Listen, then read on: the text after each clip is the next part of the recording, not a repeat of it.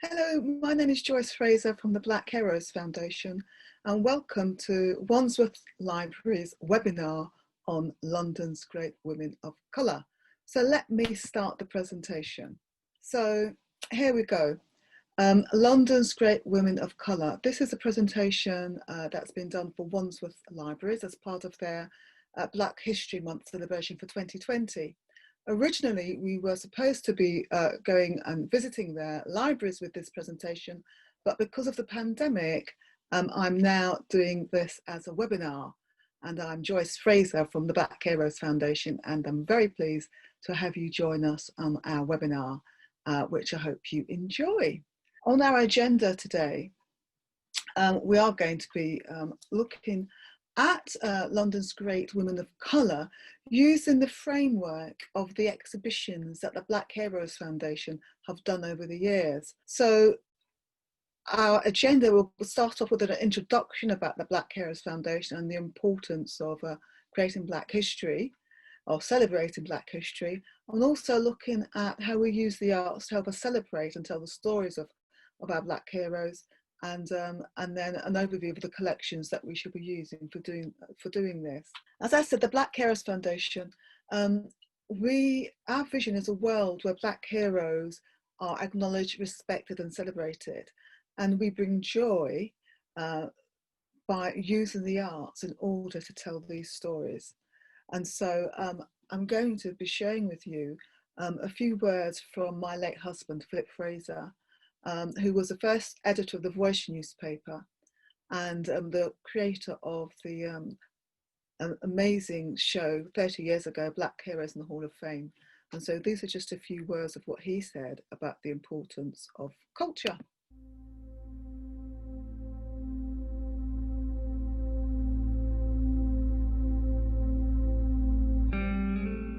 Our story is not all about slavery. It was long before slavery. And slavery has long been abolished, and we still have a long way to go. And, you know, the story still has to be told.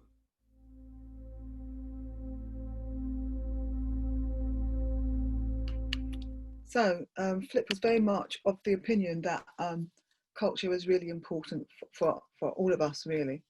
And as I said before, we use the arts to actually celebrate and tell these stories of our Black heroes. And it's really important, you know, that the history is told by us, you know, that history is about his stories, her stories, our stories.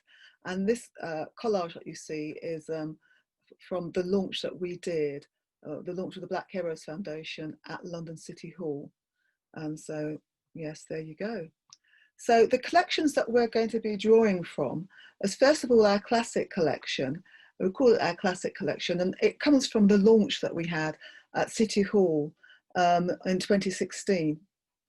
And then the second collection we will be drawing on is from London's Great Women of Colour. So we actually had an exhibition called that, which we presented at City Hall in 2018. And as you know, 2018 is when it was the centenary of women getting the vote in Britain. And so as part of that, we put on this exhibition at City Hall. And so we'll be drawing some of the collections from that exhibition. The third exhibition is from something called Wandsworth People.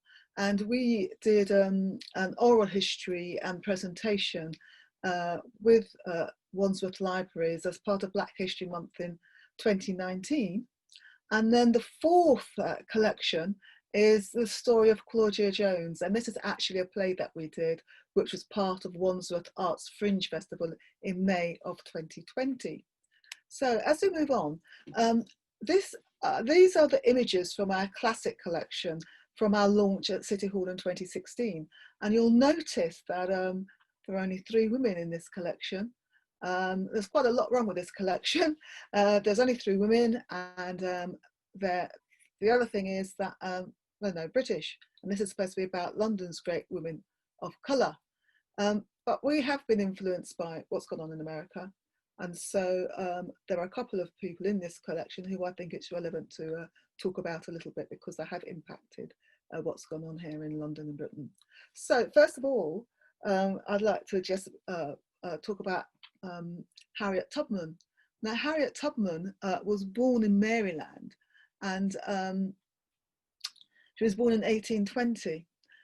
And what she did was to actually free slaves, and she fled to Pennsylvania in order, which was a free state in then, and she freed 1,000 slaves. And what she also said was that she could have freed 1,000 more if only they knew they were slaves. And you know, this is part of the great struggle that we have had as a people. So Harriet Tubman passed away in 1913, and so the next person that we will talk about is Rosa Parks.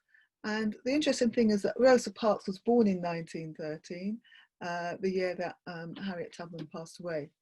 Now, Rosa Parks, she was born in 1913, as I said, and she passed away relatively recently. She passed away in 2005.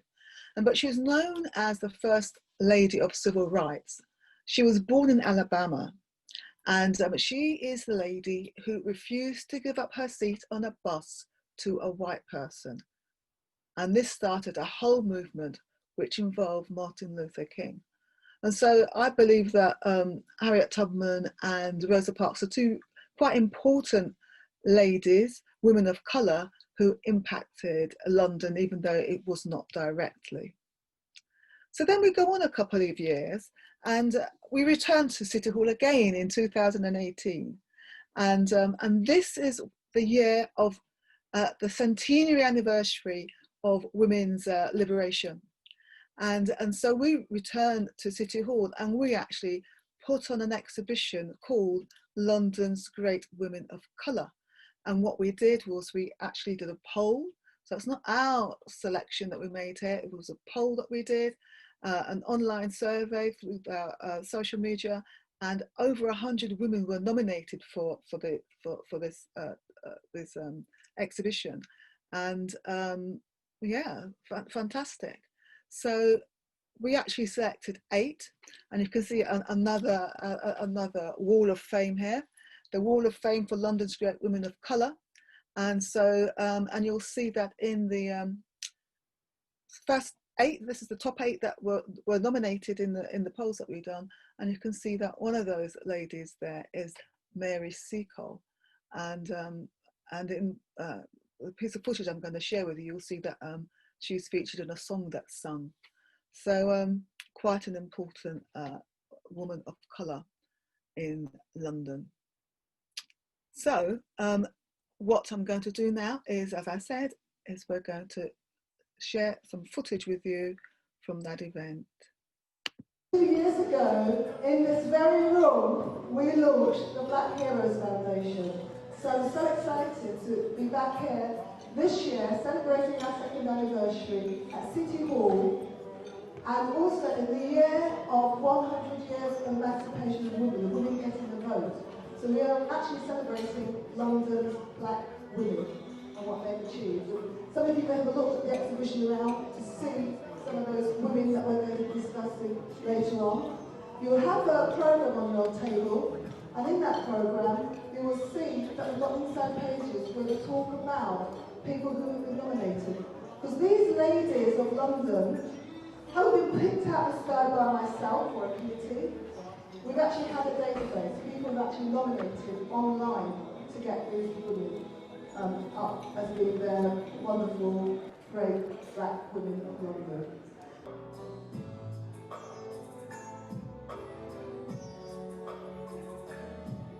Crimean battlefields, many wounds and souls to heal.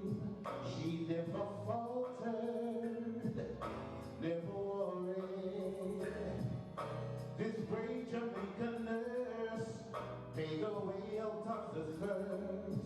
She never faltered, never worried. Though she labored twice as hard, she was paid with no regard. Nightingale took up the fame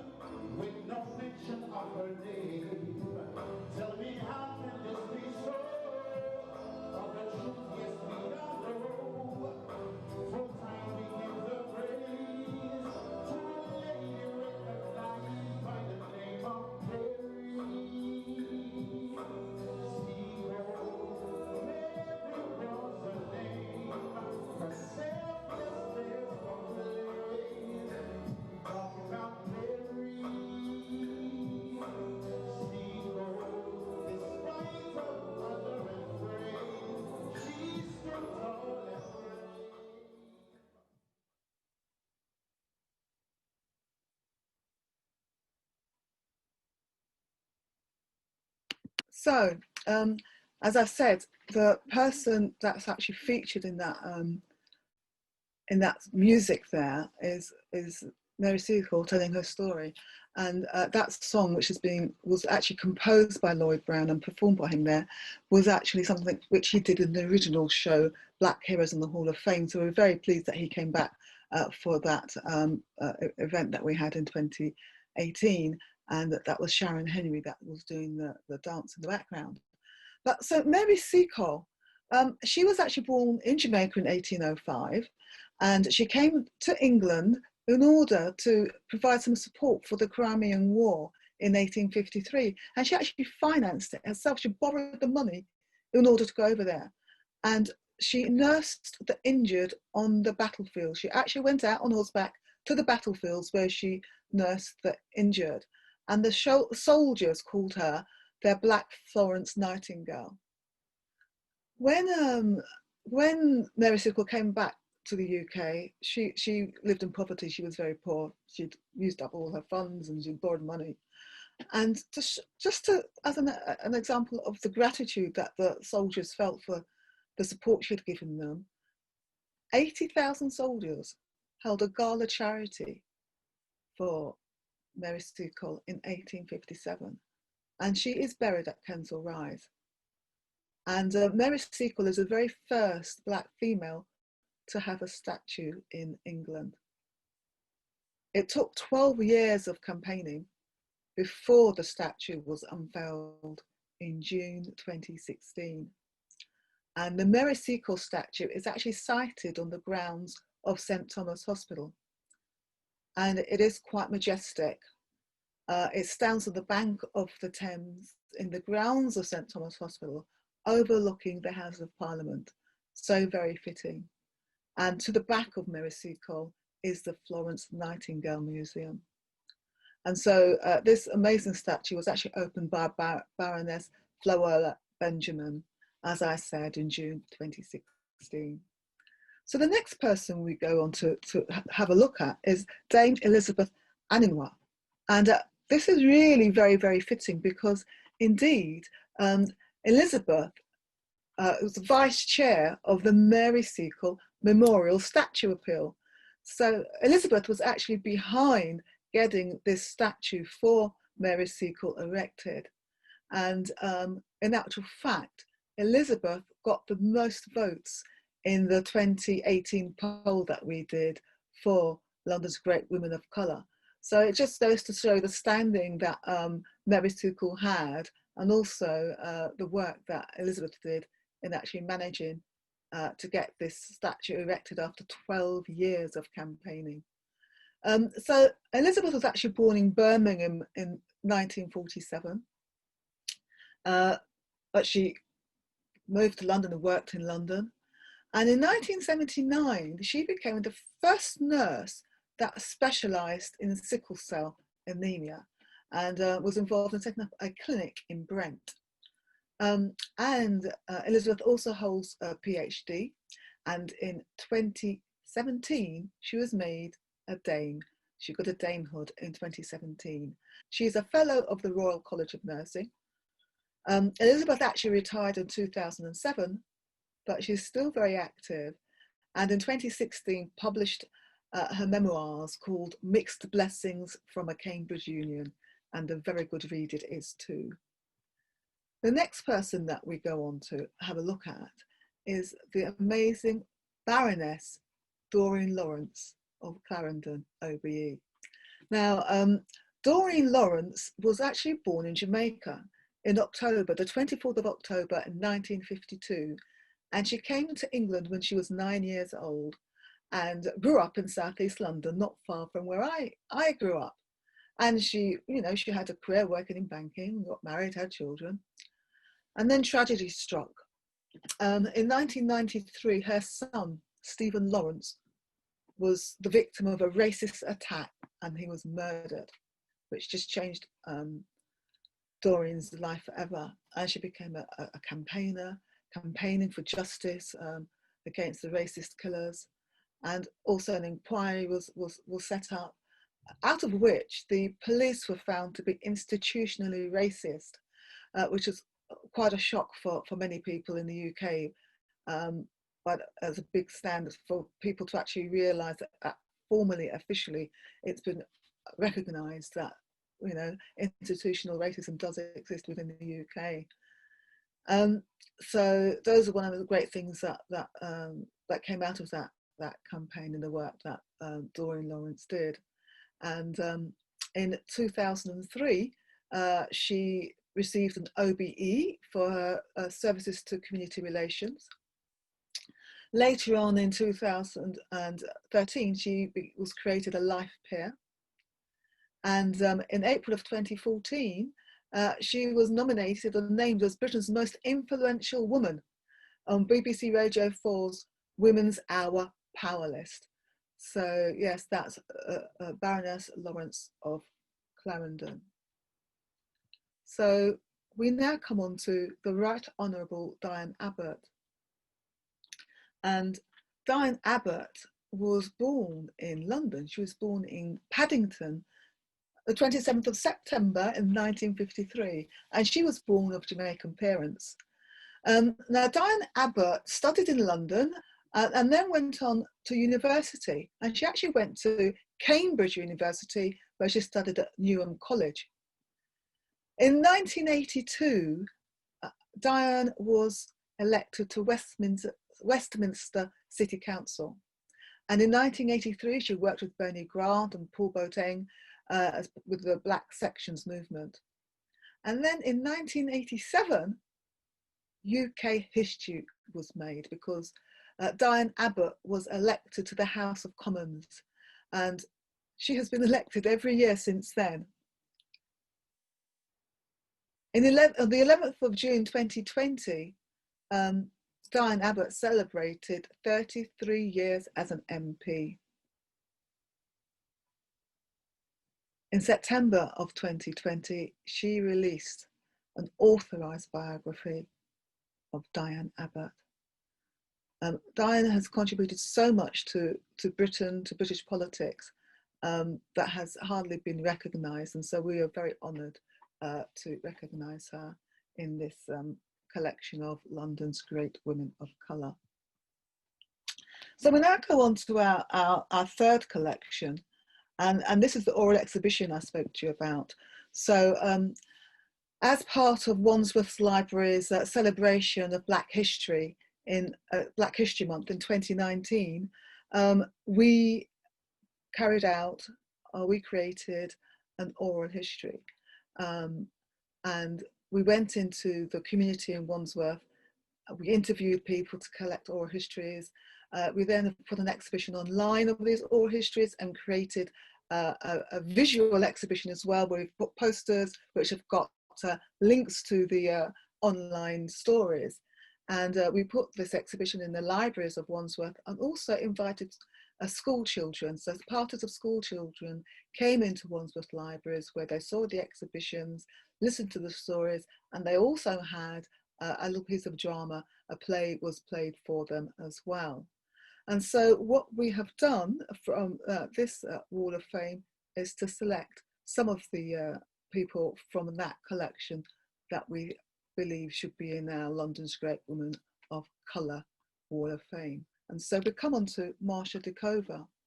Now, Marcia Dekova was actually born in Bristol in 1976, but she moved to London, and she studied at Southbank University.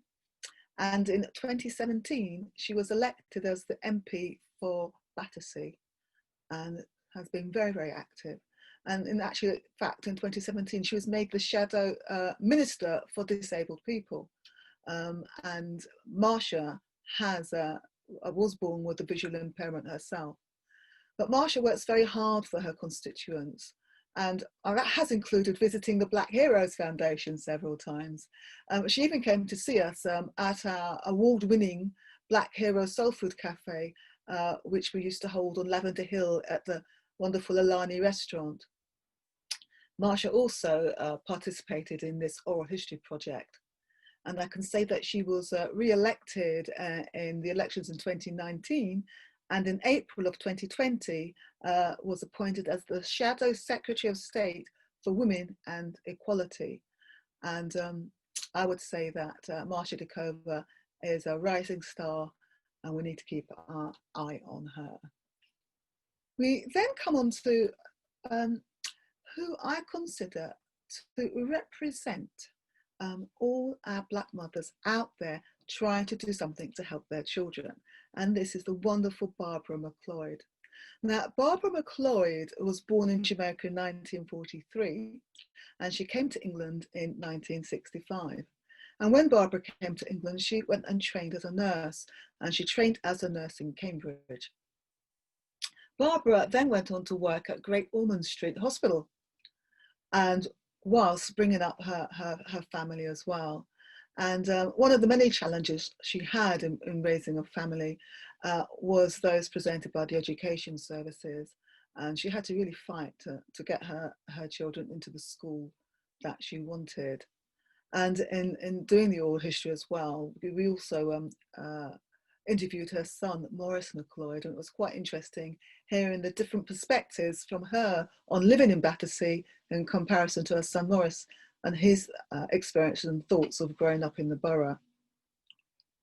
So that's a lovely Barbara McLeod. Another person of note, and really a very well-deserving hero from the borough of Wandsworth, who perhaps sometimes is forgotten, is Olive Morris. Now, Olive Morris was born in 1952. She was actually born in St. Catherine in Jamaica. That's a parish where my father comes from. And she came to the UK when she was aged just 9. And she grew up in Wandsworth. One of the things that Morris did was to co-found Brixton Black Women's Group, and also an organisation of women from Asian and African descent. Olive also joined the British Black Panthers and was a core member of the British Black Panthers. She went to Manchester University, where she set up activist groups and also started a supplementary school. Supplementary schools being schools that Black people actually set up for their children to give them extra education on a Saturday. Olive also did quite a bit of work to do with housing and getting housing for women. And in the Squatter's Handbook in 1976, she actually appears on the front cover. Unfortunately, Olive died at the young age of 27 from cancer. And she actually died at St. Thomas's Hospital, which is the same place as Flip Fraser's death, and also the site of the Mary Seacole statue. So she's in good company there. There is a building named after her on Brixton Hill.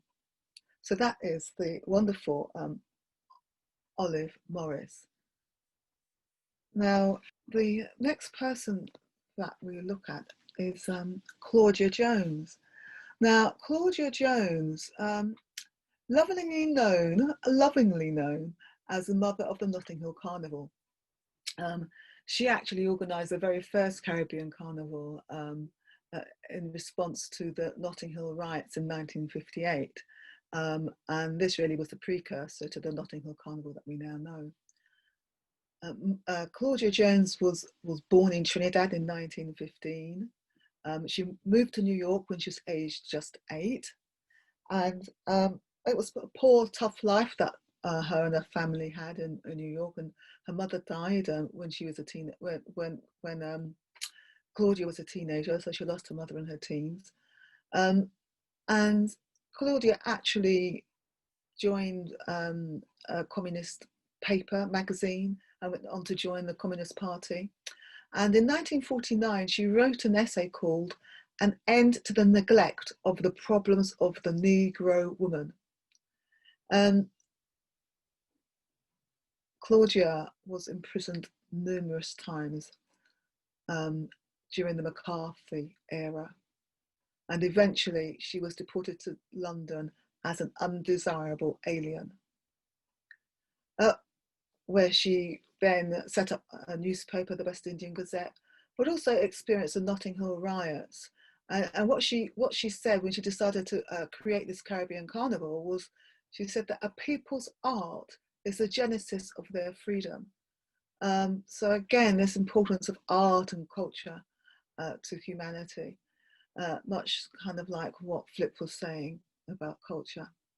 So Claudia's Caribbean Carnival took place at St Pancras Town Hall in January of 1959. And as I said, it was the precursor to Europe's largest street party, the Notting Hill Carnival. Claudia died young, and she's actually buried at Highgate Cemetery, and she's buried to the left of Karl Marx, which I think says something about her. Now, what I would like to do is to share with you part of the play that we wrote. As part of Wandsworth Arts Fringe Festival in May 2020, the Black Heroes Foundation produced the first act of a play called The Story of Claudia Jones. And this was done under lockdown conditions. So rehearsals were done via Zoom, and a live stream presentation was part of Wandsworth Arts Fringe 2020 in your living room. And so we're very happy to share part of this play with you, which I hope you enjoy.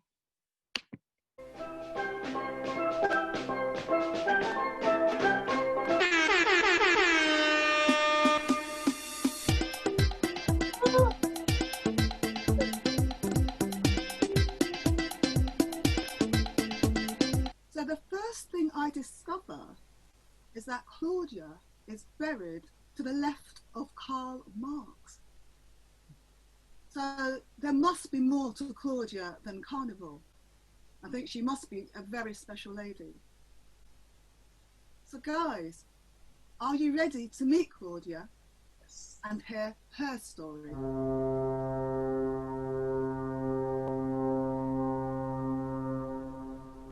Well, gosh, I remember when entering New York, the loud bellow of the ship's horn, everyone clambering on deck to see our arrival in this great city of dreams and hope. Come on, everybody, and get your baggage. The ship's about to arrive. The Statue of Liberty standing resplendently tall with her crown of gold. I never dreamed that I would later be incarcerated on Ellis Island. And with that, in full view, a lie, a statue of no liberty, a statue of oppression and injustice. So I hope you enjoyed that little clip. And if you want to see the rest of it, please go and visit our website, blackheroesfoundation.org, where you will see that. Also as well, please do visit our website if you want to make donations. We also have a page on the local giving website, which you can go to as well. But I'd like to thank you very much for joining us on this webinar, and look forward to seeing you again at one of our events, at one of Wandsworth Libraries events, and online as well. So thank you all very much indeed.